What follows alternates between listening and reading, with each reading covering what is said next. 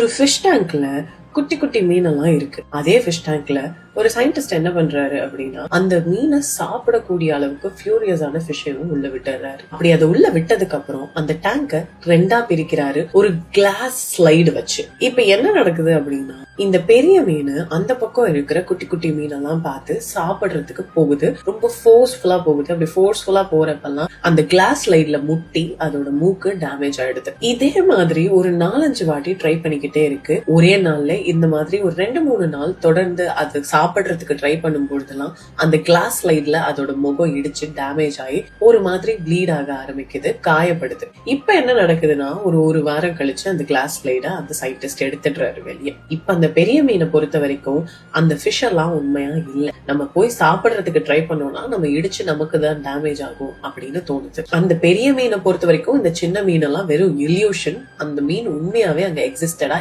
இல்ல அப்படிங்கறதுதான் தோன்றது. இப்ப என்ன நடக்குது அப்படின்னா, அந்த குட்டி மீனெல்லாம் அந்த பெரிய மீனை கிராஸ் பண்ணி போனாலும் அதை இடிச்சிட்டு போனாலும் கூட அது அந்த சின்ன மீனை சாப்பிடுறதுக்கு யோசிக்கல.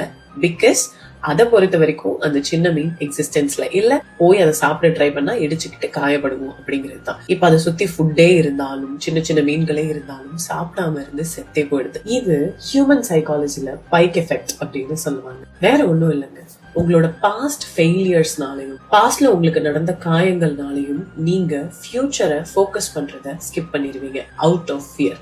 உங்க முன்னாடி சக்சஸ்க்கான ஆப்பர்ச்சுனிட்டிஸ் எவ்வளவு இருந்தாலும் பாஸ்ட்ல நடந்த ஃபெயிலியர்ஸும் பாஸ்ட்ல நடந்த வலிகளும் உங்களை அந்த சக்சஸை எடுத்துக்க விடாது, உங்களை பயமுறுத்திக்கிட்டே இருக்கும். அடுத்த ஸ்டெப் எடுத்து வைக்கவே மாட்டீங்க. சோ இந்த பைக் எஃபெக்ட் மூலமா நான் சொல்ல வர்றது என்ன அப்படின்னா, சிம்பிள்.